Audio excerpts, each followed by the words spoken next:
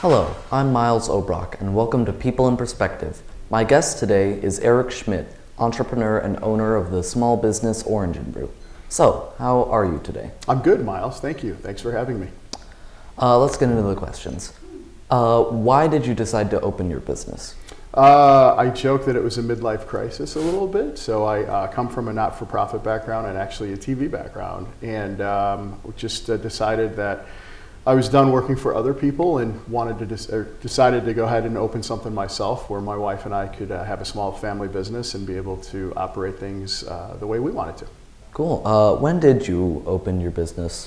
We opened right around Christmas of 2018. We had been thinking about doing the idea actually since college. My wife and I both worked in the industry a little bit while we were students. So, but in 2016, things got serious about it. I started to do some classes at, there's a small business entrepreneurial program at College of DuPage that helped me with a lot of the financial things and the things I didn't know. And then, it took about a year and a half to actually get the place open.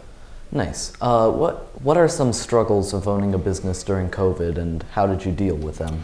Sure, restaurants, especially right when COVID hit, were tough because we weren't allowed to have people inside. The positive for us is we're able to have people in as well as we're able to sell things to go. So we were able to keep the place open like as a grocery store almost. But the struggles were for several months we weren't allowed to have people actually in the store to be able to sit and enjoy, and the camaraderie of having a small business in a small suburb. So what are some of your favorite and least favorite things about owning a business? Well, the favorite thing is, of course, like I mentioned, working for myself is great. It's flexible. You get to do a lot of things. You don't have to run it past other people. You get to try trial and error. So some things that you think about doing work, some things don't. I would say some of the things that are least favorite were the COVID times, of course, and they're long hours. It's not like a 9 to 5, 40-hour a week where you turn the computer off a certain time you go home. So you're there a lot. You're thinking about the business a lot. If it fails, it's on you, and of course you get to reap the rewards of success. Cool. What would you say your average day is like owning a business and working there? I don't know that there's an average day in entrepreneurship, but I would say if I had to have an average day, there's a lot of work on inventory, being able to figure out what we're going to be selling each week, what we have to order each week, making sure we have enough. The social media aspect is very important for us. We need to be able to be on top of that, let people know what we have, and try to be creative in that space. And then I would say the other piece is just the day-to-day, cleaning, the non-fun things. If you think cleaning your room once a week is tough, try cleaning a place where you have a couple hundred people coming through every week. So that's tough. How do you get the things to sell in your store? We have about 60 different places that we purchase things from right now. Some businesses carry a lot of product for a lot of brands, and then there are some brands that they just carry their own product. So we have to each week kind of take a look at what sold over the weekend, what we need to restock, what we need to buy that's new, and then kind of put the pieces together to make sure we keep a lot of people happy. Is it like easy working with the people who stock you, or? Some it is, some it's a little more challenging. In this business, there's some rare things, and some of the bigger places that we have to work with will require us to purchase other things in order to get those more rare things, I would say. But for the most part, in what we do, it's pretty collaborative. Most of the places we work with are invested in our success too, so they're pretty easy to work with. I see you've brought some shirts. I did. I talked about the marketing and how do you stand out amongst other people, and part of that, of course, is making sure that some people like to wear shirts and have swag and things, and obviously it's great for us because it has our logo. But some of the things we've done, we've gone really into the 90s theme on some of our like things. Retro. Yep. If you've watched Saved by the Bell, we were inspired by that. That's way older than you guys. The other thing that we do is, because we're called Orange and Brew, the name came from, it's a play on Orange and Blue. My wife and I both went to the University of Illinois. So we are an official watch spot for Illinois football and basketball games. So we really leaned into the Illinois aspect. This is kind of a replica of a basketball jersey, basically, like their retro basketball, which would normally say Fighting Illini on it or University of Illinois, I think. But this is what we did kind of for that. So we're kind of proud to be that. We weren't necessarily going to be an Illinois spot, but we've turned into one, and it's been a lot of fun. All right. Can you just say like some fun facts about Orange and Brew?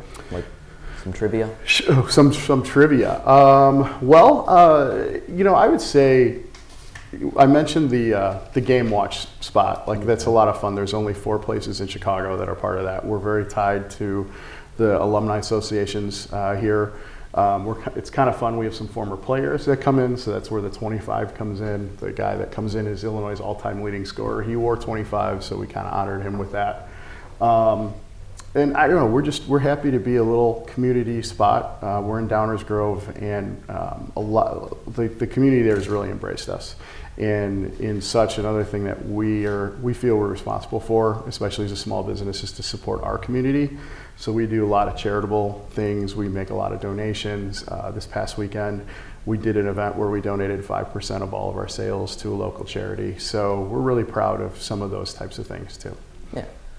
You said you worked in the TV business before you opened your shop. Mm-hmm. Can you tell us about that? Sure. I graduated in broadcast journalism from U of I, and I spent probably a little over 20 years covering high school sports as a sideline reporter. So I have worked at CLTV, I worked at a CBS affiliate in Champaign, and then I worked for Comcast for the past 20 years. So it's been a lot of fun. We've covered some games here, some football and basketball games. There have been a couple of really good football games that we've been to here. What would you say your most popular piece of merchandise that you sell is? The most popular merchandise we have is really for things that people enjoy on premise. So I mentioned the community aspect of what we're doing. So people that come in and want to just sit, we laugh, we call ourselves Cheers, which is another 80s TV show, but the joke about that is where everybody knows your name. And we're really proud of a lot of the regulars that come in that have made us their second home. And I think the most popular thing for them is to be able to have this community spot and to be able to sit, enjoy, communicate with our staff, with other people who come in, and just have a lot of fun. Yeah.